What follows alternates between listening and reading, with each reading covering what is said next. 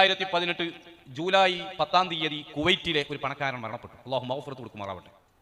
ചെറിയൊരു പണക്കാരനാണ്. 6 ഫ്ലൈറ്റ് സ്വന്തം പേരിലുണ്ട്. 30 ലക്ഷത്തിലധികം സ്വർണത്തിന്റെ ഉരുപ്പടികളുണ്ട്.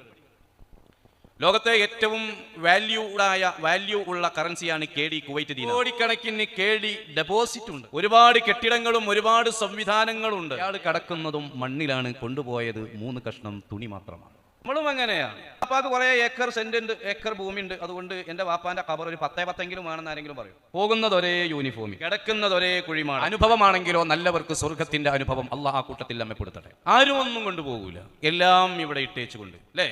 وفي قبض كف الطفل عند ولادتي دليل على حرص المركب في الحي وفي بسطها عند الممات إشارة ألا تنظروني قد خرجت بلا شيء. വരുന്ന സമയത്ത് കൈ കൂട്ടിപ്പിടിച്ചാണ് ദുനിയാവിലേക്ക് വരുന്നത്. എത്ര കിട്ടിയാലും മതി വരൂല. എന്നാൽ പോകുന്ന സമയത്ത് 2 കൈയും നീർത്തിയാണ് പോകുന്നത്. എന്തേ അലാ തൻളുറുനി ഖദ് ഖറജതു ഇലാ ശൈഇ ബിലാ ശൈഇ.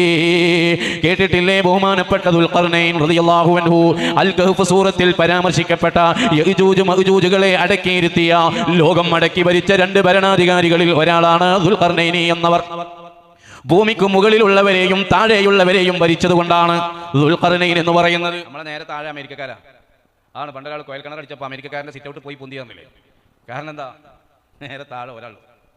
അത് മുഴുവനും ഭരണം നടത്തിയിരുന്ന ദുൽഖർനൈനി വഫാത്താകുന്ന സമയത്ത് പറഞ്ഞു, എൻ്റെ കൈ രണ്ടും ഇങ്ങനെ നീർത്തിയിടണം, കട്ടിലിൻ്റെ അവിടെ നിന്ന് ഇങ്ങനെ നീർത്തി വെക്കണം.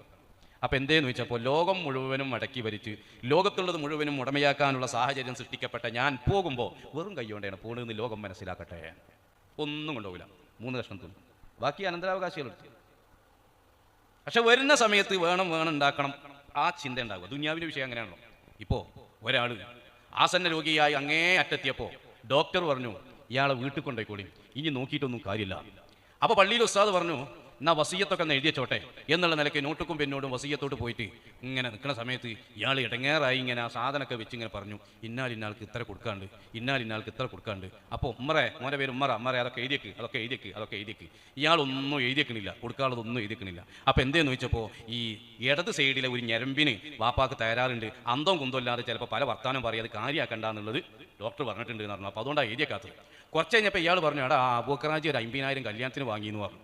അപ്പോൾ ഉസ്താദെ അതേ ഇരിക്കുന്നു പറഞ്ഞു. അപ്പോൾ ചെല്ലാന്ന് വാപ്പാക്ക് ചെന്നിയാണെന്ന്, അത് ഇടയ്ക്കൊരു വെളി ഉണ്ടാകുമെന്ന് പറഞ്ഞിരുന്നു. ആ വെളി ഉണ്ടാകുമെന്ന് പറഞ്ഞ സമയത്ത് പറഞ്ഞതാണ് ഇങ്ങോട്ട് കിട്ടാനുള്ളത്, ചെന്നിൻ്റെ സമയത്ത് പറഞ്ഞതാണ് അങ്ങോട്ട് കൊടുക്കാനുള്ളത്. ദുനിയാവിൻ്റെ വിഷയം എന്ന് പറഞ്ഞാൽ അങ്ങനെ.